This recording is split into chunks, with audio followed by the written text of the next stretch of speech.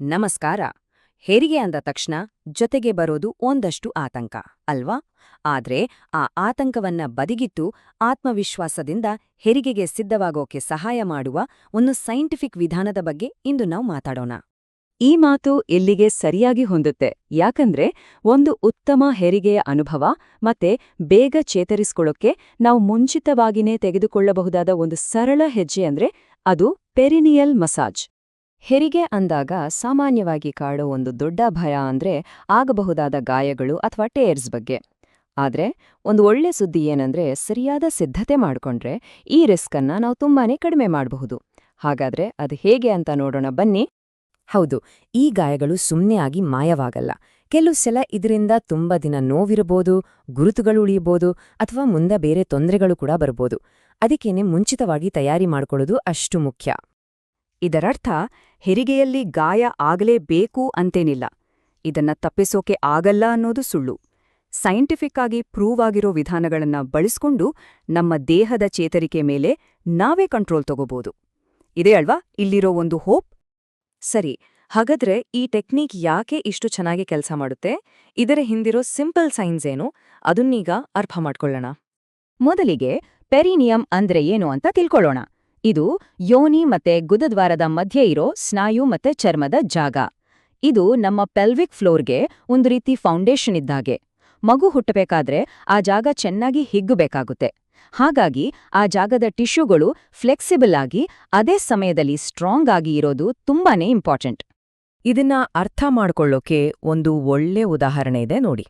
ಒಂದು ಹೊಸ leather shoe, ಅದನ್ನ ಫಸ್ಟ್ ಟೈಮ್ ಹಾಕೋವಾಗ ಒಂಥರ ಟೈಟ್ ಅನ್ಸುತ್ತೆ. ಫೋರ್ಸ್ ಮಾಡಿದ್ರೆ ಚರ್ಮ ಬಿರುಕು ಬಿಡ್ಬೋದು ಅಲ್ವಾ?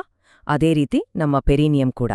ಆದ್ರೆ ನಿಧಾನ್ವಾಗಿ ದಿನ ಸ್ವಲ್ಪ ಸ್ವಲ್ಪ ಸ್ಟ್ರೆಚ್ ಮಾಡ್ತಾ ಹೋದ್ರೆ ಆ ಟಿಶ್ಯೂಗಳು ಮೃದುವಾಗಿ ಹಿಗ್ಗೋಕೆ ರೆಡಿಯಾಗತ್ತೆ. ಅಲ್ಲಿಗೆ ರಕ್ತ ಸಂಚಾರ ಕೂಡ ಜಾಸ್ತಿಯಾಗಿ ಹೆರಿಗೆಯ ಒತ್ತಡವನ್ನ ತಡ್ಕೊಳ್ಳೋಕೆ ಸಿದ್ಧವಾಗುತ್ತೆ. ಓಕೆ, ಈಗ ಥಿಯರಿ ಎಲ್ಲ ಗೊತ್ತಾಯ್ತು. ಇದನ್ನ ಪ್ರಾಕ್ಟಿಕಲ್ ಆಗಿ ಮಾಡೋದು ಹೇಗೆ? ಬನ್ನಿ ಸ್ಟೆಪ್ ಬೈ ಸ್ಟೆಪ್ ಗೈಡ್ ನೋಡೋಣ. ಈ ಮಸಾಜ್ ಶುರು ಮಾಡೋಕ್ ಮುನ್ನ ಕೆಲವು ಸಿಂಪಲ್ ಸಿದ್ಧತೆಗಳನ್ನ ಮಾಡ್ಕೋಬೇಕು. ಆಗ ಇದು ಆರಾಮದಾಯಕ ಅನ್ಸತ್ತೆ, ಸೇಫ್ ಕೂಡ. ಕೈಗಳನ್ನ ಚೆನ್ನಾಗಿ ತೊಳೆದು ಉಗುರುಗಳನ್ನ ಚಿಕ್ಕದಾಗಿ ಕಟ್ ಮಾಡ್ಕೋಬೇಕು. ಸಾಧ್ಯವಾದ್ರೆ ಒಂದು ಬೆಚ್ಚಗಿನ ನೀರಿನ ಸ್ನಾನ ಮಾಡಿದ್ರೆ ಮಸಲ್ಸ್ ಎಲ್ಲ ರಿಲ್ಯಾಕ್ಸ್ ಆಗತ್ತೆ. ಆಮೇಲೆ ಲೂಬ್ರಿಕೆಂಟ್ ಆಗಿ ವಿಟಮಿನ್ ಇ, ಬಾದಾಮಿ ಅಥವಾ ತೆಂಗಿನ ಎಣ್ಣೆಯಂತಹ ನ್ಯಾಚುರಲ್ ಆಯಿಲ್ ಬಳಸೋದು ಬೆಸ್ಟ್. ಈ ಟೆಕ್ನಿಕ್ ಹೆಸರು ಕ್ಲಾಕ್ ಫೇಸ್ ಟೆಕ್ನಿಕ್. ಇದು ನೆನ್ಪಿಟ್ಕೊಳ್ಳೋಕೆ ತುಂಬಾ ಸುಲಭ. ಹೇಗೆಂದ್ರೆ ಯೋನಿಯ ದ್ವಾರವನ್ನ ಒಂದು ಗಡಿಯಾರ ಅಂತ ಅನ್ಕೊಳ್ಳಿ. ಮೇಲ್ಭಾಗ 12, ಕೆಳಭಾಗ ಅಂದ್ರೆ ಗುದದ್ವಾರದ ಕಡೆ 6 ಗಂಟೆ. ಈಗ ಹೆಬ್ಬೆರಳುಗಳನ್ನ ಸುಮಾರು 1 ಇಂಚ್ ಒಳಗೆ ಹಾಕಿ ಮೊದಲು 6 ಗಂಟೆಯ ಕಡೆ ನಿಧಾನವಾಗಿ ಕೆಳಗೆ ಒತ್ತಿ. ಆಮೇಲೆ ಯು ಶೇಪ್ನಲ್ಲಿ 3 ಗಂಟೆಯಿಂದ 9 ಗಂಟೆಯವರೆಗೆ ನಿಧಾನಕ್ಕೆ ಸವರಿ. ಒಂದು ಸಣ್ಣ ಉರಿ ಅಥವಾ ಸ್ಟ್ರೆಚ್ ಆಗೋ ಫೀಲ್ ಬರೋವರೆಗೂ 1-2 ನಿಮಿಷ ಹಾಗೆ ಹಿಡಿದುಕೊಳ್ಳಿ. ಈ ಸಮಯದಲ್ಲಿ ಆರಾಮವಾಗಿ ಉಸಿರಾಡೋದನ್ನ ಪ್ರಾಕ್ಟೀಸ್ ಮಾಡಿ. ಇದು ಹೆರಿಗೆ ನೋವಿನ ಸಮಯದಲ್ಲಿ ತುಂಬಾ ಸಹಾಯ ಮಾಡುತ್ತೆ. ಈ ರೀತಿ ಒಂದು 5 ನಿಮಿಷಗಳ ಕಾಲ ಮಾಡಿದ್ರೆ ಸಾಕು. ಹಾಗಾದ್ರೆ ಇದನ್ನ ಯಾವಾಗ ಶುರು ಮಾಡಬೇಕು, ಎಷ್ಟು ಸಲ ಮಾಡಬೇಕು? ಸಾಮಾನ್ಯವಾಗಿ ಗರ್ಭಾವಸ್ಥೆಯ 34 ಅಥವಾ 35ನೇ ವಾರದಿಂದ ಶುರು ಮಾಡಬಹುದು. ವಾರಕ್ಕೆ 3-4 ಸಲ, ಪ್ರತಿ ಸಲ ಕೇವಲ 5 ನಿಮಿಷ ಅಷ್ಟೇ. ಆದ್ರೆ ಇಲ್ಲಿ ಮುಖ್ಯವಾಗಿ ಬೇಕಿರೋದು ಕನ್ಸಿಸ್ಟೆನ್ಸಿ, ಅಂದ್ರೆ ತಪ್ಪದೇ ಮಾಡ್ತಾ ಇರ್ಬೇಕು.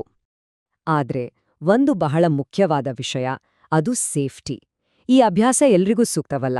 ಕೆಲವು ಮೆಡಿಕಲ್ ಕಂಡೀಷನ್ಸ್ ಇದ್ದಾಗ ಇದನ್ನ ಮಾಡ್ಲೇಬಾರ್ದು. ಹಾಗಾದ್ರೆ ಯಾವ ಸಂದರ್ಭಗಳಲ್ಲಿ ಇದನ್ನ ಅವಾಯ್ಡ್ ಮಾಡ್ಬೇಕು ಅಂತ ನೋಡೋಣ. ನೋಡಿ, ನಿಮ್ಗೆ ಪ್ಲಾಸೆಂಟಾ ಪ್ರೀವಿಯಾ ಅಂದ್ರೆ ಜರಾಯು ಕೆಳಗಡೆ ಇರೋ ಸಮಸ್ಯೆ ಇದ್ರೆ, ಅಥವಾ ಯೋನಿಯಲ್ಲಿ ರಕ್ತಸ್ರಾವ ಆಗ್ತಿದ್ರೆ, ಹರ್ಪೆಸ್ ಅಥವಾ ಥ್ರಶ್ ತರಹದ ಇನ್ಫೆಕ್ಷನ್ ಇದ್ರೆ, ಅಥವಾ ಅಕಾಲಿಕ ಹೆರಿಗೆಯ ರಿಸ್ಕ್ ಇದ್ರೆ ದಯವಿಟ್ಟು ಈ ಮಸಾಜ್ ಮಾಡಬೇಡಿ. ಯಾವುದೇ ಡೌಟ್ ಇದ್ರೂ ನಿಮ್ಮ ಡಾಕ್ಟರ್ ಅಥವಾ ಆರೋಗ್ಯ ಕಾರ್ಯಕರ್ತರನ್ನ ಕೇಳೋದು ಬೆಸ್ಟ್. ಮತ್ತೊಂದು ಮುಖ್ಯವಾದ ವಿಷಯ, ಮಸಾಜ್ ಮಾಡುವಾಗ ನಿಮ್ಮ ದೇಹ ಏನ್ ಹೇಳ್ತಿದೆ ಅಂತ ಗಮನ ಕೊಡಿ. ಒಂದು ವೇಳೆ ರಕ್ತಸ್ರಾವ ಆದ್ರೆ, ನೀರು ಹೋದ ಹಾಗೆ ಆದ್ರೆ, ಅಥವಾ ತಡೆಯೋಕೆ ಆಗ್ದಷ್ಟು ನೋವು ಕಾಣಿಸ್ಕೊಂಡ್ರೆ ತಕ್ಷಣ ನಿಲ್ಸಿ ನಿಮ್ಮ ಡಾಕ್ಟರ್ ಜೊತೆ ಮಾತಾಡಬೇಕು. ಕೊನೆಯದಾಗಿ ಒಂದು ಕಾಮನ್ ಆಗಿರೋ ತಪ್ಪು ಕಲ್ಪನೆಯನ್ನ ಸರಿ ಮಾಡ್ಕೊಳ್ಳೋಣ.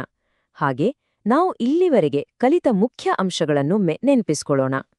ತುಪ್ಪ ಅಥವಾ ಎಣ್ಣೆ ಕುಡಿದ್ರೆ ಹೆರಿಗೆ ಸುಲಭ ಆಗತ್ತೆ, ಜನ್ಮಕಾಲುವೆ ಲ್ಯೂಬ್ರಿಕೇಟ್ ಆಗತ್ತೆ ಅಂತ ಒಂದು ಮಾತು ಕೇಳಿರ್ತೀರ.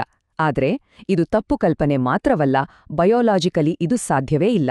ನಾವು ಕುಡಿದ ಎಣ್ಣೆ ಹೊಟ್ಟೆಗೆ ಹೋಗಿ ಜೀರ್ಣ ಆಗತ್ತೆ, ಯೋನಿಯ ಗೋಡೆಗಳಿಗೆ ತಲುಬೋದೇ ಇಲ್ಲ. ಸೊ ಲ್ಯೂಬ್ರಿಕೇಷನ್ ಬೇಕಾಗಿದ್ರೆ ಅದನ್ನೇ ನೇರವಾಗಿ ಹಚ್ಚಬೇಕು, ಕುಡಿಯೋದ್ರಿಂದ ಏನೂ ಉಪಯೋಗ ಇಲ್ಲ. ಹಾಗಾದ್ರೆ ಒಟ್ಟಾರೆಯಾಗಿ ನಾವೇನ್ ತಿಳ್ಕೊಂಡ್ವಿ? ಈ ಪೆರಿನಿಯಲ್ ಮಸಾಜ್ ಹೇರಿಗೆ ಸಮಯದಲ್ಲಿ ಆಗೋ ತೀವ್ರವಾದ ಗಾಯಗಳು ಮತ್ತೆ ಎಪಿಸಿಯೋಟಮಿ ಅಂದ್ರೆ ಸರ್ಜಿಕಲ್ ಕಟ್ ನ ಅಗತ್ಯವನ್ನ ಕಡಿಮೆ ಮಾಡುತ್ತೆ. ಇದು ಹೇರಿಗೆಯ ಸಂವೇದನೆಗಳಿಗೆ ದೇಹವನ್ನ ಸಿದ್ಧಪಡಿಸುತ್ತೆ. ಮುಖ್ಯವಾಗಿ ವಾರಕ್ಕೆ 3-4 ಸಲ ದಿನಕ್ಕೆ ಕೇವಲ 5 ನಿಮಿಷ ಮೀಸಲಿಟ್ರೆ ಸಾಕು. ಇದು ಹೇರಿಗೆಗೆ ತಯಾರಾಗೋಕೆ ಇರುವ ಒಂದು ಅತ್ಯುತ್ತಮ ವೈಜ್ಞಾನಿಕವಾಗಿ ಸಾಬೀತಾದ ವಿಧಾನ. ಹಾಗಾದ್ರೆ ಯೋಚಿಸಿ, ದಿನಕ್ಕೆ ಕೇವಲ 5 ನಿಮಿಷಗಳ ಒಂದು ಸಣ್ಣ ಅಭ್ಯಾಸ ಇಡೀ ಹೆರಿಗೆಯ ಅನುಭವವನ್ನೇ ಎಷ್ಟು ಪಾಸಿಟಿವ್ ಆಗಿ ಬದಲಾಯಿಸಬಹುದು ಅಲ್ವಾ?